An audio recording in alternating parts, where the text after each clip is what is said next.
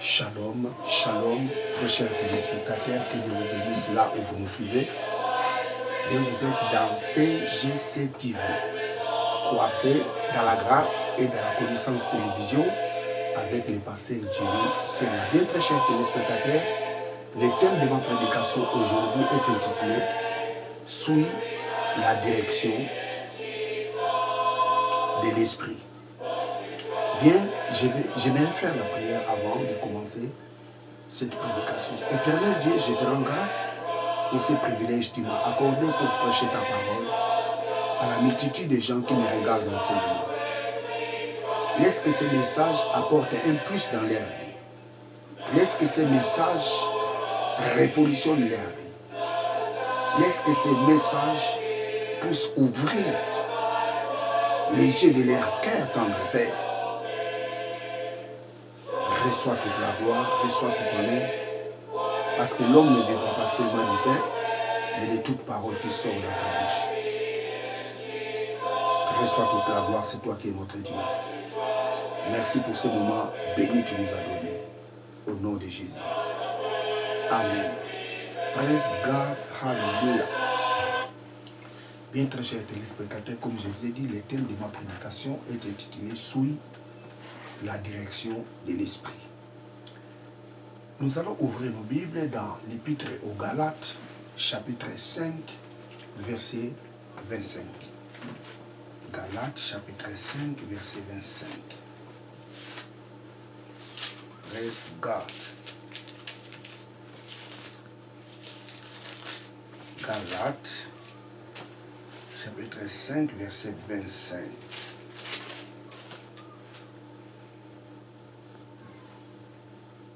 Si nous vivons par l'Esprit, marchons aussi selon l'Esprit. Si nous vivons par l'Esprit, marchons aussi selon l'Esprit. Praise God. Suis la direction de l'Esprit.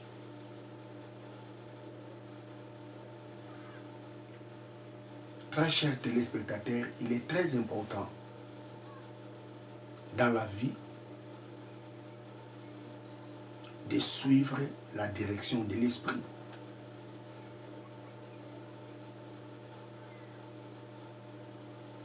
La Bible nous dit, si nous vivons par l'Esprit, marchons aussi selon l'Esprit.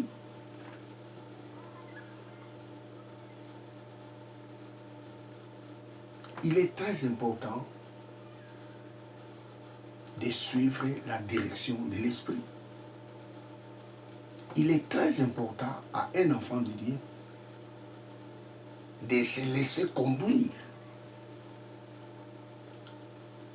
par l'Esprit.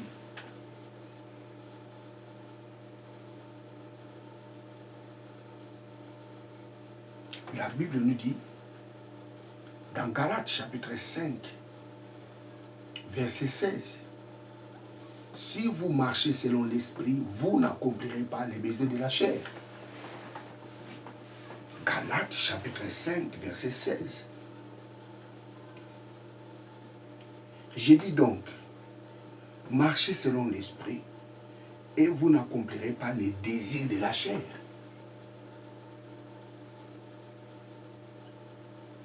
Galates chapitre 5, 25, la Bible nous dit, si nous vivons par l'Esprit, marchons selon l'Esprit. Alors si nous marchons selon l'Esprit, nous n'accomplirons jamais les désirs de la chair. Nous n'accomplirons jamais les besoins de la chair.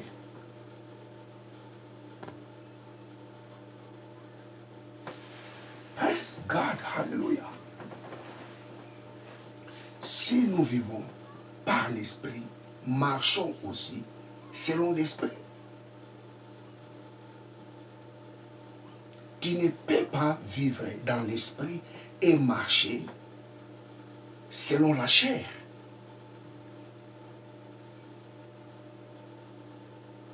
Oh, je relis ce passage, Galates chapitre 5, verset 25. Praise God. Si nous vivons par l'esprit, marchons aussi selon l'esprit. Si nous vivons par l'esprit, marchons selon l'esprit. Et le verset 16, dans cette même épître de Galates, Galates chapitre 5, verset 16, que nous dit la Bible. J'ai dit donc, marchez selon l'esprit et vous n'accomplirez pas les besoins de la chair, vous n'accomplirez pas les désirs de la chair. Celui qui marche selon l'esprit, il ne peut pas accomplir les désirs de la chair. Parce que les besoins de l'esprit est différent de celui de la chair.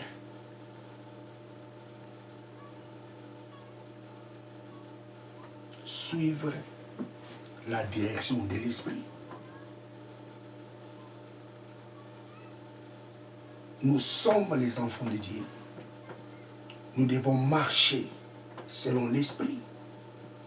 Or, celui qui marche selon l'esprit, il n'accomplit pas les désirs de la chair. Alors, c'est quoi les désirs de la chair? Premièrement, je vais vous dire une chose.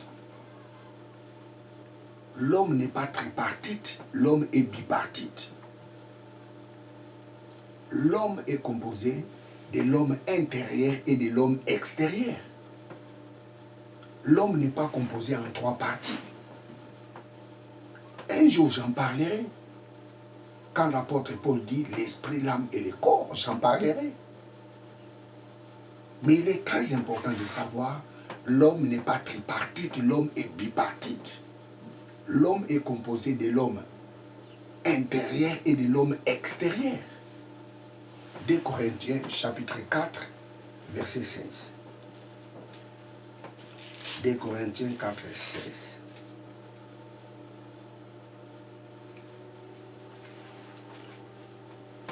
Épître aux Corinthiens chapitre 4, verset 16. C'est pourquoi nous ne perdons pas courage. Et alors, même que notre homme extérieur se détruit, notre homme intérieur se renouvelle de jour en jour. Si notre homme extérieur est détruit, mais l'homme intérieur se renouvelle jour.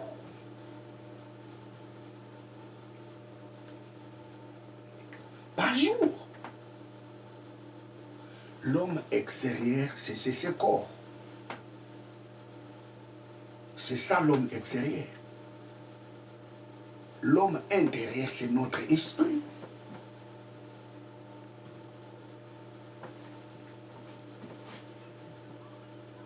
L'homme extérieur, c'est l'échantillon.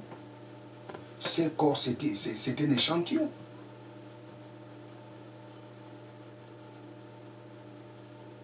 Ce corps, c'est une tente. Les vrais moi, ce n'est pas ce corps que vous voyez. Les vrais moi, c'est celui qui se trouve à l'intérieur de ce corps. Ça, c'est l'homme extérieur.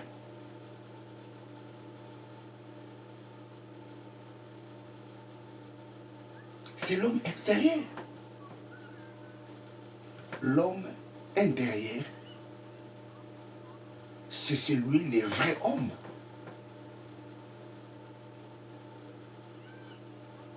Praise God. L'apôtre Paul dit, si l'homme extérieur est détruit, mais l'homme intérieur se renouvelle jour par jour. Je relis. 4, 16. C'est pourquoi nous ne perdons pas courage. Et alors même que notre homme extérieur se détruit, notre homme intérieur se renouvelle de jour en jour. Notre homme intérieur, ça signifie les vrais nous.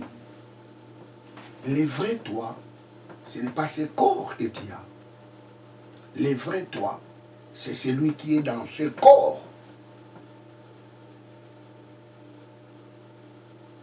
Praise God.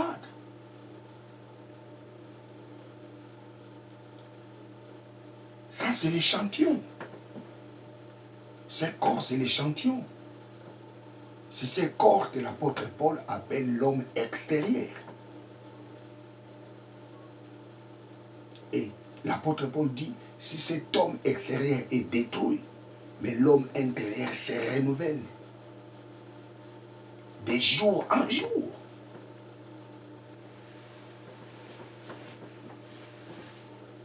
Ça, c'est l'emballage. Ce corps, c'est l'emballage. Le vrai moi, c'est celui qui se trouve dans ce corps. Vous savez, notre corps est teinté de l'hypocrisie. Mais le vrai nous, c'est l'homme intérieur. C'est pour cela que la Bible nous dit, Dieu ne voit pas l'apparence. Dieu ne voit pas l'homme extérieur. Dieu voit l'homme intérieur. Parce que tout ce que nous faisons à l'extérieur, ça vient de l'intérieur. Ce corps exécute les décisions que nous prenons. Et toute cette décision est prise dans l'homme intérieur. Si nous marchons, si nous vivons par l'esprit, marchons aussi selon l'esprit.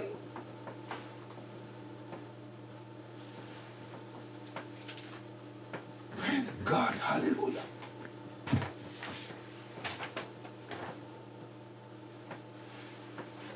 Si nous vivons par l'esprit, marchons aussi selon l'esprit. Praise God, hallelujah. Je reprends Galates. Galates chapitre 5. Galates chapitre 5. Verset 16. Si je dis donc, marchez selon l'esprit, et vous n'accomplirez pas les désirs de la chair. Car la chair a des désirs contraires à ceux de l'esprit. Et l'esprit en a des contraires à ceux de la chair. Ils sont opposés entre eux, afin que vous ne fassiez point ce que vous voudrez. 18. Si vous êtes conduit par l'esprit, vous n'êtes point sous la loi. Si vous êtes conduit par l'esprit, vous n'êtes point sous la loi. 19. Or, les œuvres de la chair sont manifestes. Ce sont l'impudicité, l'impureté, la dissolution, l'idolâtrie, la magie, les inimitiés, les querelles, les jalousies, l'animosité, les disputes, les divisions, les sectes, l'envie, l'ivrognerie, les excès de table et des choses semblables. Je vous dis d'avance, comme je l'ai déjà dit, que ceux qui commettent de telles choses n'hériteront point les royaumes de Dieu. Les œuvres de la chair. Celui qui marche selon la chair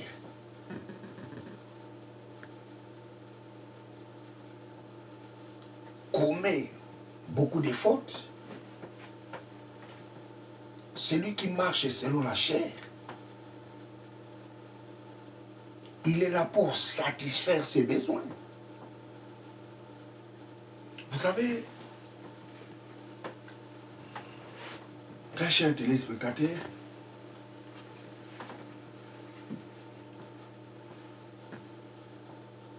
lorsque quelqu'un marche selon la chair,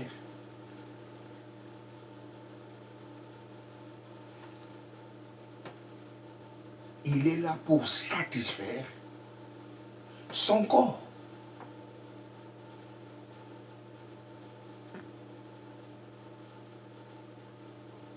Il a besoin de voler, il vole. il a besoin de prendre la femme d'autrui. Il prend, il s'en fout. Lui, son besoin, c'est de satisfaire son corps. Lui, son besoin, c'est de satisfaire ses désirs.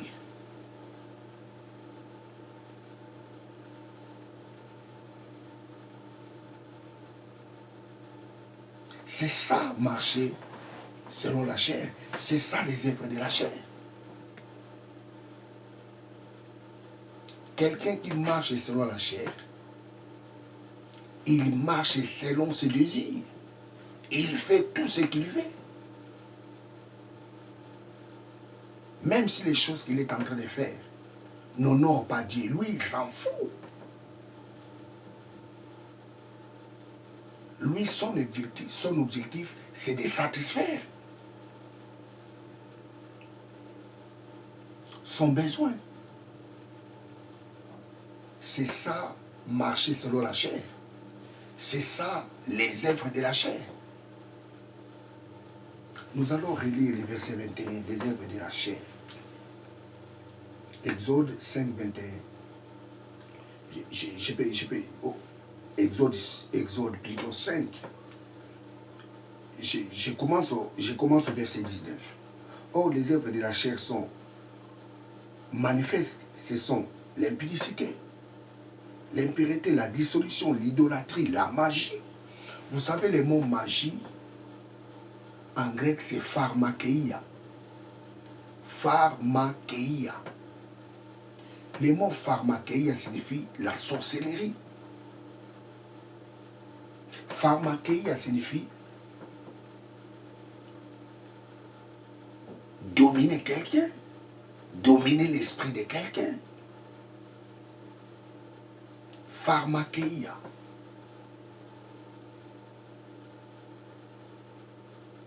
Envoûter quelqu'un, empoisonner l'esprit de quelqu'un, c'est ça l'envoûtement. Rendre quelqu'un amorphe.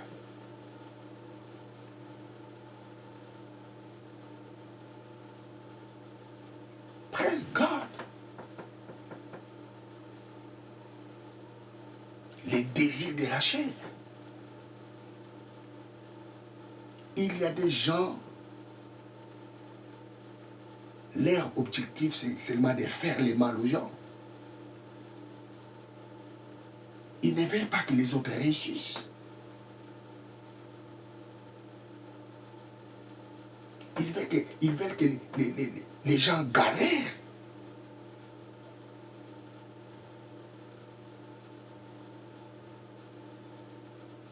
Ça, c'est les œuvres de la chair. Praise God, hallelujah.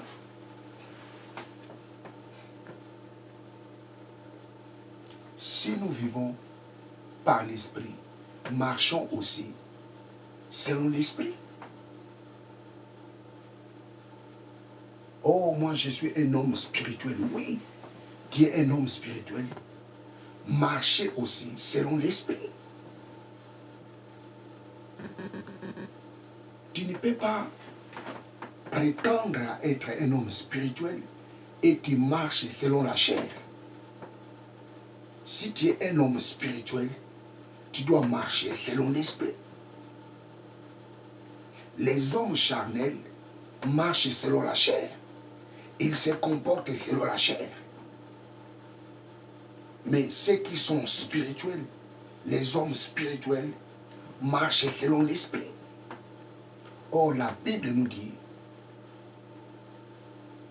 les désirs de la chair, c'est l'impudicité, c'est l'animosité, c'est les querelles, c'est la magie, c'est les disputes. Toutes ces choses mauvaises.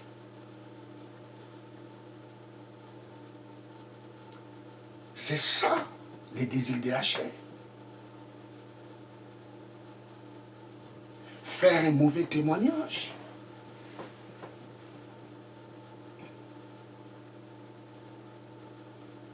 Détruire le travail de quelqu'un.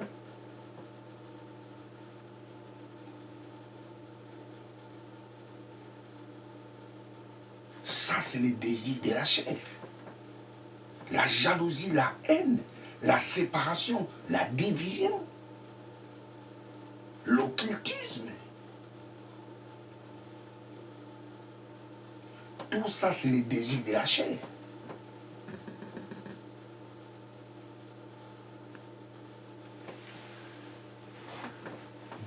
Galates 5, 25. Praise God. Si nous vivons par l'esprit, marchons aussi selon l'esprit.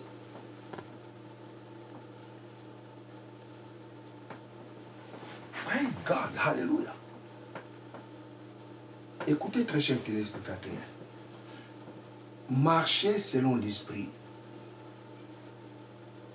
n'est pas la responsabilité de Dieu, c'est la responsabilité de l'homme. C'est toi qui dois prendre la décision de marcher selon l'esprit. Tu ne peux pas dire, oh Dieu, aide-moi de marcher selon l'esprit. Non. Dieu t'a donné toutes les potentialités qui t'aidera de marcher selon l'esprit. Et c'est toi qui dois prendre la décision. C'est ta responsabilité. La Bible nous dit, je mets devant toi la vie et la mort. Tu choisis. Tu es libre de choisir la vie ou de choisir la mort. Marcher selon l'esprit, ce n'est pas la responsabilité de Dieu, c'est la responsabilité de l'homme. C'est l'homme qui doit prendre la décision de marcher selon l'esprit. Ou c'est l'homme qui doit prendre la décision de ne pas marcher selon l'esprit, mais de marcher selon la chair. Ça, c'est la responsabilité de l'homme.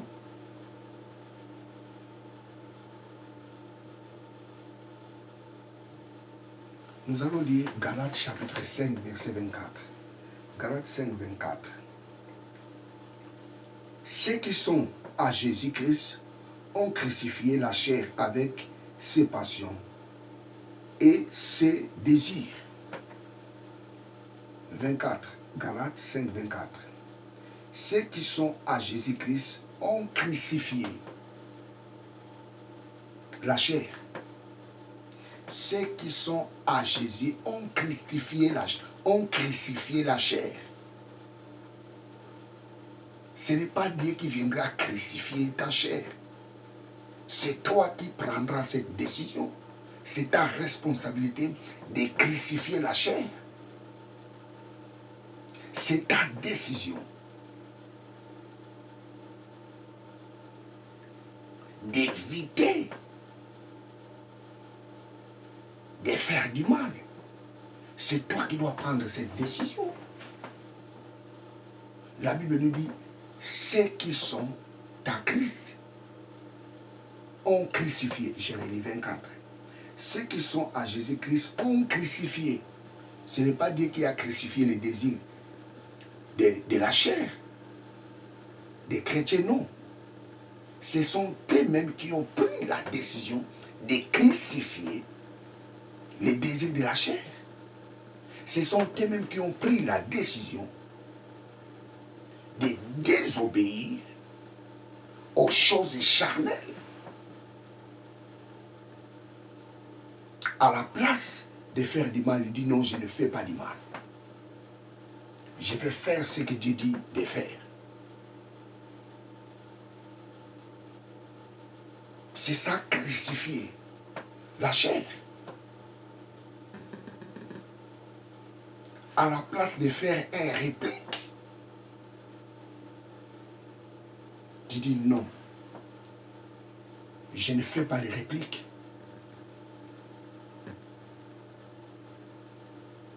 Je rends grâce à Dieu. Ça, c'est crucifier la chair. À la place de répondre aux insultes des gens, tu dis non. Je ne réponds pas à leurs insultes parce qu'ils ne connaissent pas ce qu'ils sont en train de faire. C'est ça, crucifier la chair.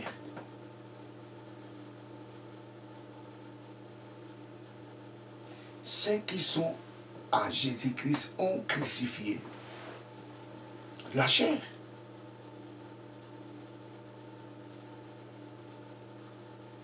Praise God, hallelujah. Crucifier la chair, c'est la responsabilité de l'homme. Ce n'est pas la responsabilité de Dieu. C'est nous qui devons prendre la décision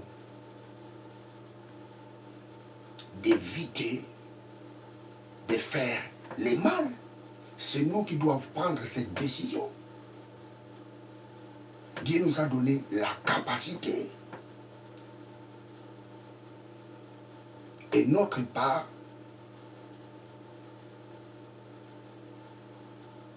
c'est de faire ce que Dieu nous demande de faire.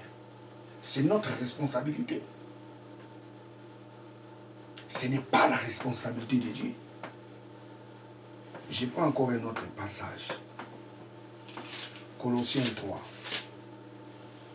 Colossiens 3, 5. Colossiens 3, 5. Faites donc mourir les membres qui sont sur la terre. L'impudicité, l'impureté, les passions, les mauvais désirs et la cupidité qui est une idolâtrie. C'est à cause de ces choses que la colère de Dieu vient sur les fils de la rébellion, parmi lesquels vous marchez autrefois, lorsque vous viviez dans ces péchés. Maintenant, renoncez à toutes ces choses, à la colère, à l'animosité, à la méchanceté, à la calomnie, aux paroles déshonnêtes qui pourraient sortir de votre bouche. Ne mentez pas les uns aux autres, vous étant dépouillés du vieil homme et de ses œuvres, et ayant revêtu l'homme nouveau qui se renouvelle dans la connaissance selon l'image de celui qui l'a créé. Faites mourir les membres. Faites donc mourir les membres qui sont sur la terre.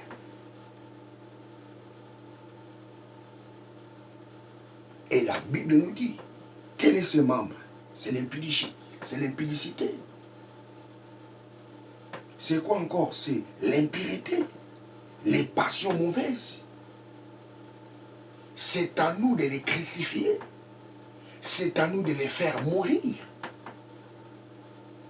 C'est notre responsabilité d'abandonner ces choses.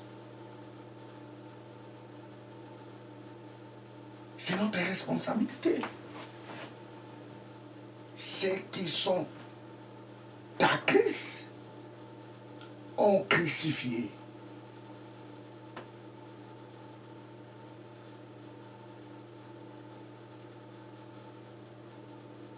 les désirs de la chair. Ils ont crucifié les passions de la chair. C'est notre responsabilité de les crucifier. Vous savez, il y a une grande différence entre être en Christ et être à Christ. Ici, que nous dit la Bible dans Corinthiens, chapitre 5. Corinthiens, chapitre 5, plutôt Galates.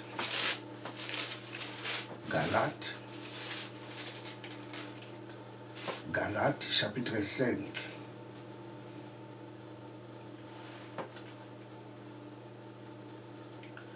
Galates, chapitre 5, verset. Praise God. Galates, chapitre 5.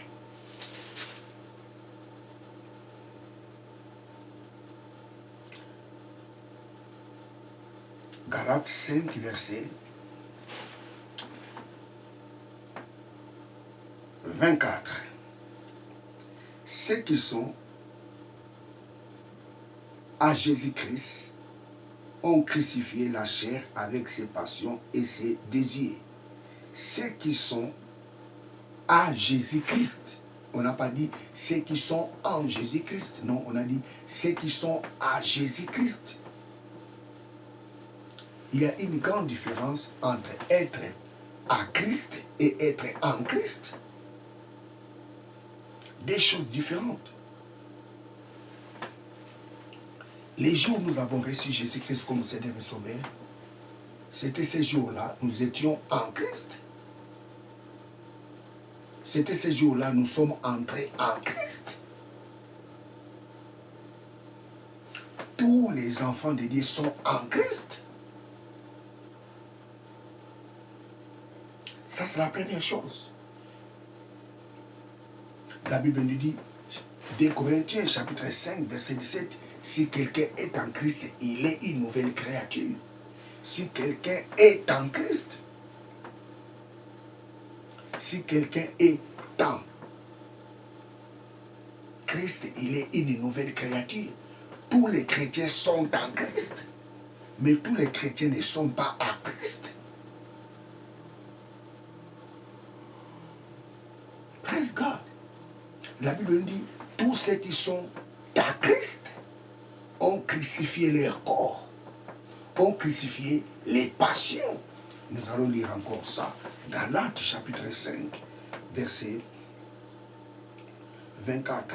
Ceux qui sont à Jésus-Christ ont crucifié la chair avec ses passions.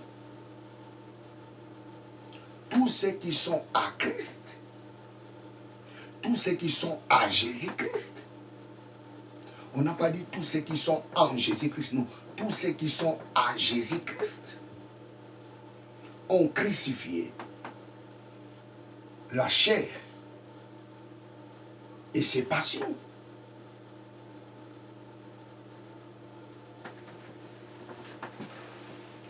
Tous les chrétiens sont en Christ, mais tous les chrétiens ne sont pas à Christ.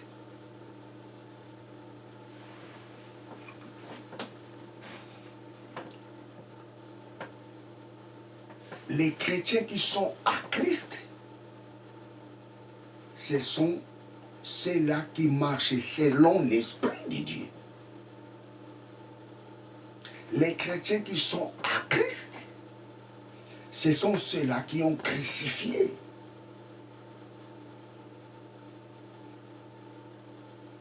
les désirs de la chair et ses passions. Les chrétiens qui sont à Christ, ce sont ceux-là qui marchent selon l'Esprit.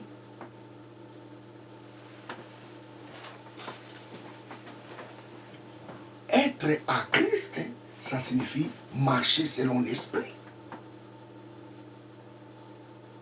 Tous ceux qui sont à Christ marchent selon l'Esprit. Tous ceux qui sont à Christ marchent par la direction de l'Esprit. Tous ceux qui sont à Christ suivent la direction de l'Esprit. La Bible nous dit, tous ceux qui sont en Jésus-Christ ont crucifié les désirs de la chair et ses passions.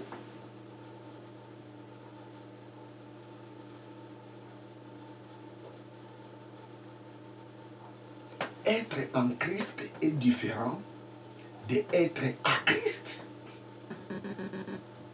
Les jours où nous avons reçu Jésus-Christ comme Seigneur et Sauveur, c'était ces jours-là, nous étions en Christ. C'était ces jours-là, nous étions entrés en Christ.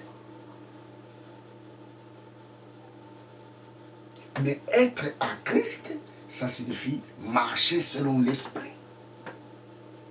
Être à Christ, ça signifie marcher selon la direction de l'Esprit. La Bible nous dit, si vous marchez selon l'Esprit, vous n'accomplirez pas les besoins de la chair. Ceux qui marchent selon l'Esprit, les désirs de la chair, sont à Christ. Je vais vous dire une chose très chère, téléspectateurs. Tous ceux qui marchent selon l'Esprit sont fils de Dieu.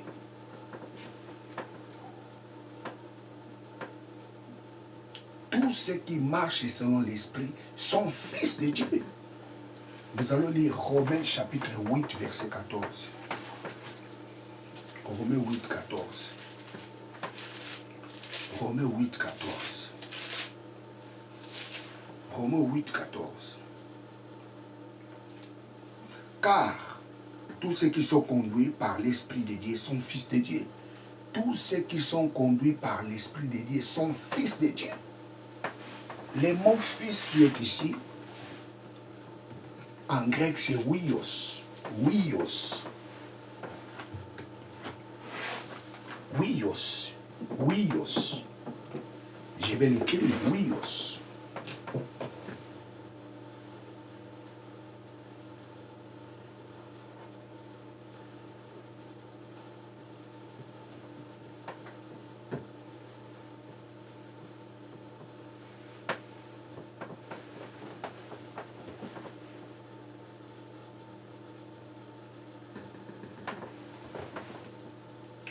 Huios.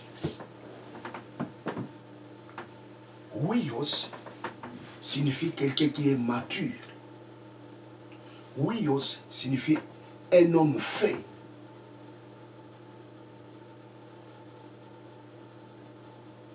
Tous ceux qui sont conduits par l'Esprit de Dieu sont fils de Dieu. Les gens qui marchent selon l'Esprit, ce sont des gens matures en Christ. Écoutez très chers téléspectateurs. La Bible ne dit pas tous ceux qui sont conduits par l'Esprit de Dieu sont enfants de Dieu. Non, la Bible ne dit pas comme ça. Tous ceux qui sont conduits par l'Esprit de Dieu sont fils de Dieu. Le mot fils en grec c'est huios. Le mot huios signifie mature.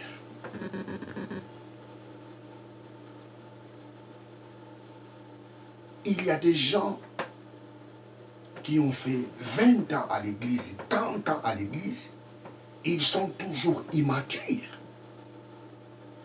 Ils n'arrivent même pas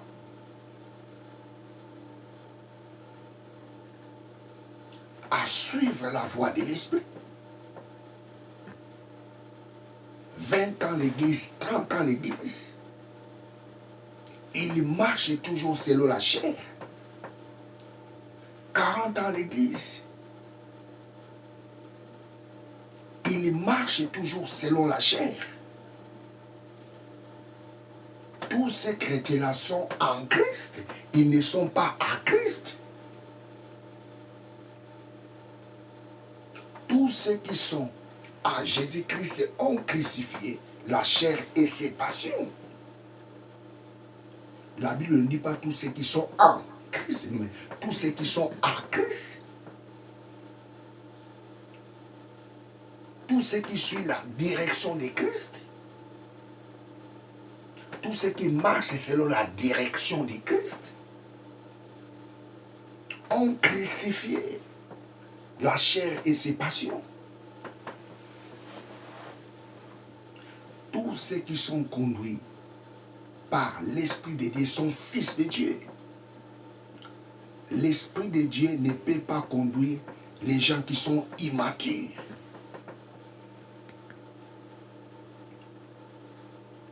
« 20 ans à l'église, il est toujours immature. 30 ans à l'église, il est toujours immature. 25 ans à l'église, il est toujours immature. » Ce genre de personnes, il ne peut pas être conduit par l'Esprit de Dieu. Parce que l'Esprit de Dieu conduit les gens qui sont matures. Vous savez, il y a une grande différence entre enfant et fils. Ou je vais vous dire une chose. Le mot enfant, en grec, c'est teknon. Teknon. Teknon signifie enfant.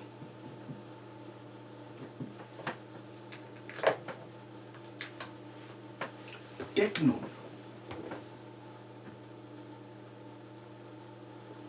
Teknon signifie enfant. La Bible nous dit à tous ceux qui l'ont reçu et à tous ceux qui croient à son nom, Jean chapitre 1er, verset 12. Dieu leur avait donné le pouvoir de devenir enfants de Dieu.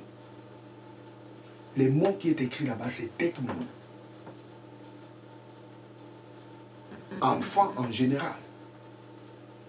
À tous ceux qui l'ont réussi, à tous ceux qui croient à son nom. Dieu leur avait donné le pouvoir de devenir enfants de Dieu, de devenir technon de Dieu. La Bible ne nous dit pas, Dieu leur avait donné le pouvoir de devenir huios. Non. La Bible nous dit, Dieu leur avait donné le pouvoir de devenir technon de Dieu, enfants de Dieu. Et en grec, il y a la différence entre enfant mature et enfant immature. Enfant mature, en grec, on l'appelle huios. Et enfant immature, en grec, on l'appelle népios. Népios.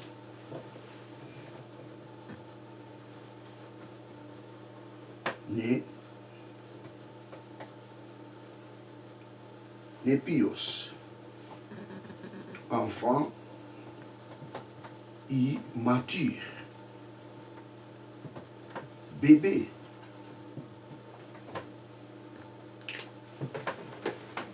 Népios. Népios signifie bébé. Il y a des gens qui sont des népios à l'église. 30 ans à l'église. Il marche toujours selon l'esprit. Vous savez, l'apôtre Paul dit, hey, quand j'étais enfant, j'ai parlé comme un enfant. Il y a des hommes de Dieu qui sont des népios. Il y a des prédicateurs qui sont des népios. Il y a des diacres qui sont des népios. Il y a des choristes qui sont des népios. Non, non, tu dois quitter cette dimension des népios pour devenir huios. Parce que ce sont des népios qui marchent selon la chair. Les népios n'arrivent pas à crucifier les désirs de la chair. Les népios sont incapables de faire mourir les passions de la chair. Si donc nous vivons par l'esprit, nous devons marcher selon l'esprit. Et Paul dit, marchez selon l'esprit, vous n'accomplirez pas les désirs de la chair. C'est ta responsabilité. Ta responsabilité, c'est de crucifier les désirs de la chair. Ce n'est pas la responsabilité de Dieu. Dieu t'a donné les capacités de faire mourir les désirs de la chair. Tu as toutes ces capacités.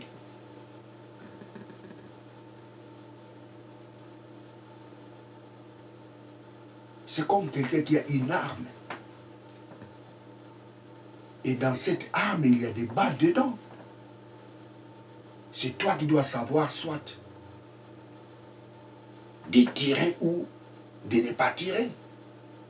Tu as l'arme entre tes mains.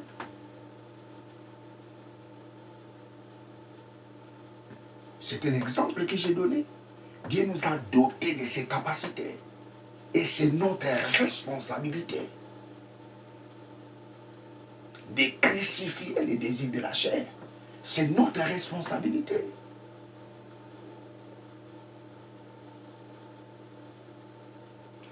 Tous ceux qui sont à Christ, pas tous ceux qui sont en, tous ceux qui sont à Christ ont crucifié les désirs de la chair et ses passions.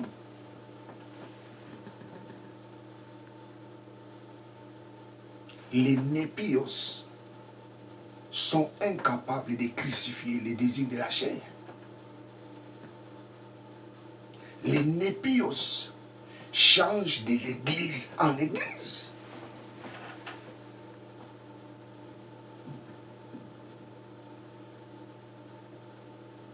Tu dois grandir. Tu dois grandir.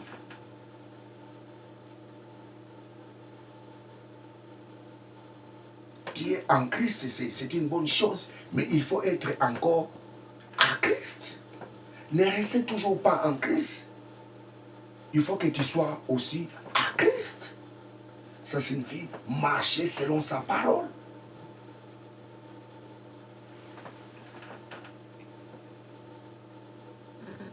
Praise God, hallelujah. Praise God, hallelujah.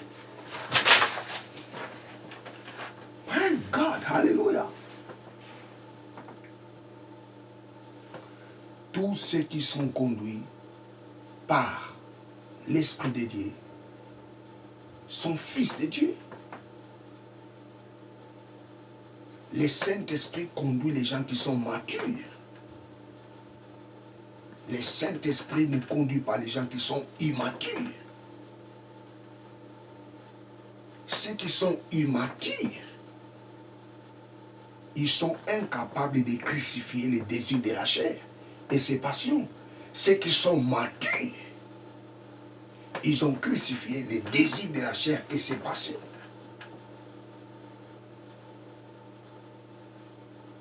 Tu dois suivre la direction du Saint-Esprit.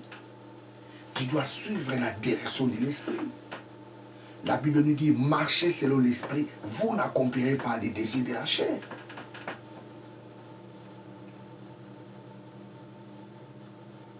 Marcher selon l'Esprit, ça signifie marcher selon la parole de Dieu. Marcher selon ce que dit la parole de Dieu. Qu'elle nous dit la parole de Dieu? L'Éternel est mon berger. Je ne manquerai de rien. L'homme qui marche selon la parole de Dieu, même s'il n'a rien dans ses poches, même rien ne marche dans sa vie, mais il ne cessera de dire, Alléluia, l'Éternel est mon berger, je ne manque de rien. Mais quelqu'un qui est immature, il va changer des églises en église. Il était dans l'église A, demain il va à l'église B. Ça c'est l'immaturité spirituelle.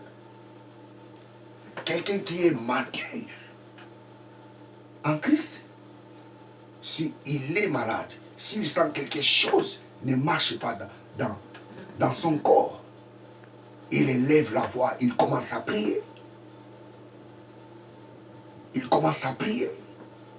Mais quelqu'un qui est immature, il va commencer à trembler.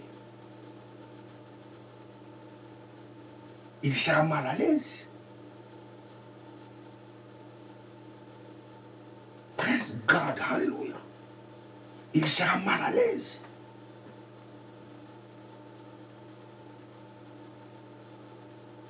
Marchez selon l'esprit, vous n'accomplirez pas les besoins de la chair. Les besoins de la chair, c'est la peur. La peur fait partie des besoins de la chair.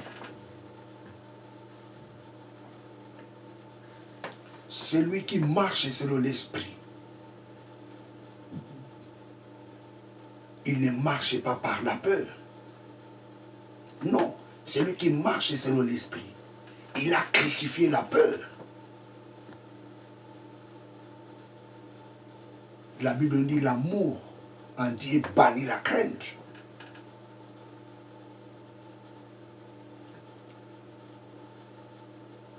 Marcher selon l'esprit, ça signifie marcher selon la parole de Dieu. Qu'elle nous dit la parole de Dieu? Là où foulera les plantes de tes pieds, ce lieu sera ta possession. Quelqu'un qui est mature en Christ, quand il arrive quelque part, il dit, oh merci Dieu, comme tu m'as ramené dans tel endroit, tout ce que je ferai réussira. Ça, c'est quelqu'un qui est mature en Christ. Quelqu'un qui est immature en Christ, si rien commence à marcher dans sa vie, il va commencer à chercher des sorciers. Il va commencer à chercher la délivrance. Oh, il me faut la délivrance. Parce que rien ne marche dans ma vie. Oh, il faut que les gens voient ces choses. Parce que je ne comprends pas ma vie. Non, ça c'est l'attitude de Népios. Marchez selon l'esprit, vous n'accomplirez jamais les désirs de la chair. Marcher selon l'esprit, c'est de dire, je suis la tête, mais non la queue. Marcher selon l'esprit, c'est de dire, tel qu'il est, tel que je suis dans ce monde. Marcher selon l'esprit, c'est de dire, Christ est en moi l'espérance de la gloire. Marcher selon l'esprit,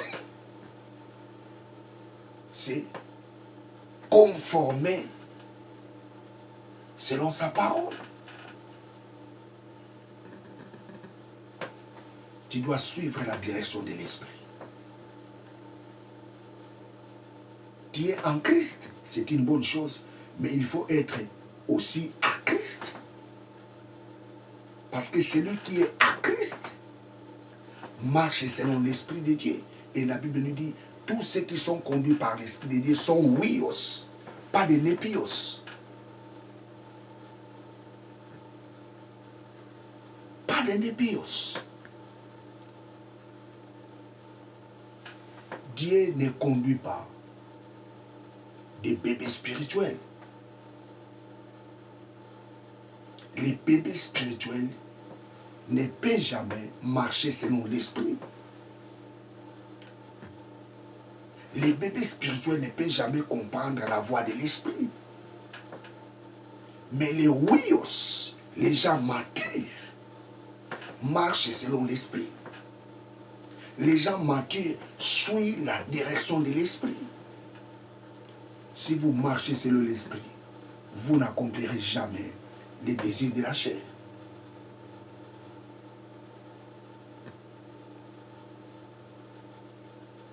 Bien, très chers téléspectateurs, je suis à la fin de ma prédication. Tu dois grandir. Il faut quitter le niveau de népios à huios.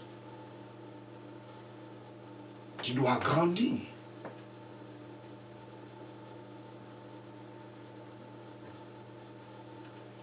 Tu as une part de responsabilité. Dieu aussi a sa part de responsabilité.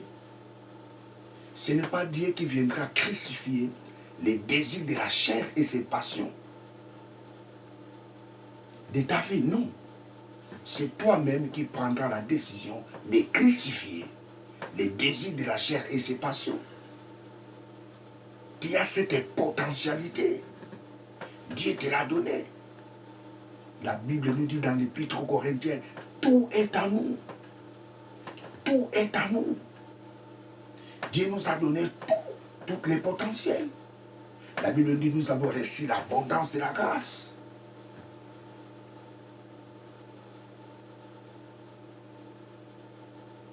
C'est notre responsabilité, c'est ta responsabilité.